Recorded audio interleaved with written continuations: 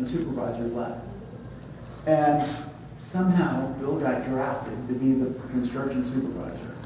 So I told him I thought that was extremely interesting and it probably presented a lot of challenges. I don't know how many of you have ever worked in a group of people and then all of a sudden you were promoted to being the head of that group of people and have to supervise those other folks, but it's the hardest thing to do. And so it's a real challenge, I would imagine. And Bill, it's great to have you here to hear something about your story. Thank you for joining me.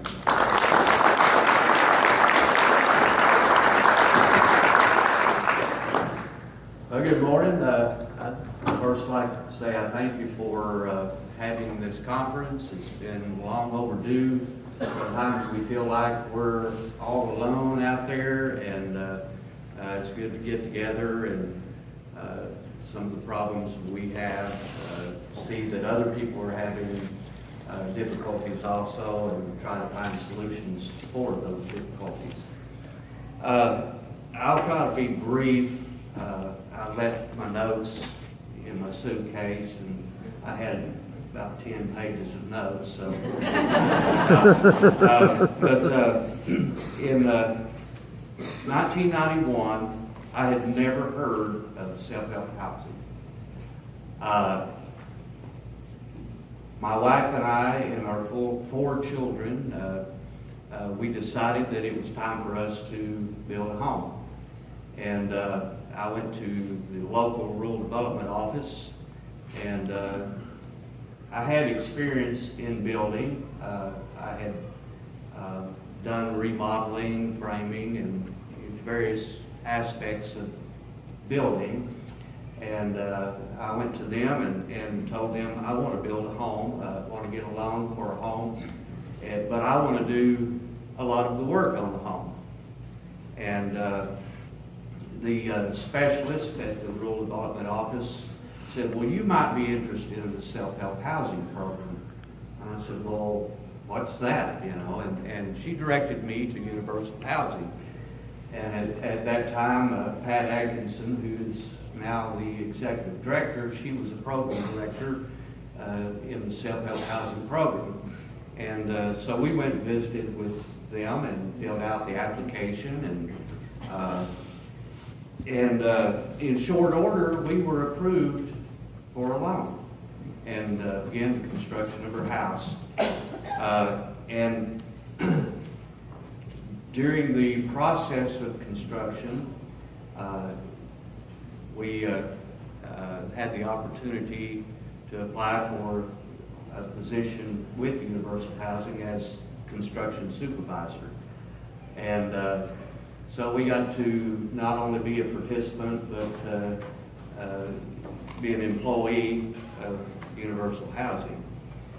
I remember all during the process of the construction of our house, our children wanted to be involved. Of course, some of them were a little too young to be on the job site, but they wanted to paint their own room, and my boys, they wanted to help roof houses, and they learned a whole lot during the process of building. I think it really strengthened their work ethics and helped them, you know, prepare for the future when they were old enough to get jobs themselves. I remember that during, or right toward the end of building our house, we planted a little tree. And that tree, I thought, well, I really don't know if that's where I want that tree or not. I really don't know. And I thought, well, I'll plant it, and if it's undesirable, I'll move it later on. Well, the tree stayed. We lived in the house for a few years and eventually sold the house. And we bought another house in a different location. Actually, I live just a few miles north of Dover, Arkansas, and if you pass through there on scenic Highway 7. If you make it to Booger Holler, you done went too far. But I was a construction supervisor with Universal Housing for 13 years. And then Pat became the executive director, and the position of self-help program director was open. And I applied for that. Excuse me. So I became the program director for the self-help housing program, and I've held that position now for 11 years. Occasionally I drive back by the house that we built, and I couldn't help but notice last time I went by, the tree that we had planted had grown. I mean, this 24 years ago was when it was planted. Now it's a large tree. It was on the west side of the house. And the thought came to my mind, that tree was planted where it was supposed to be. And like me, I'm where I'm supposed to be. Thank you.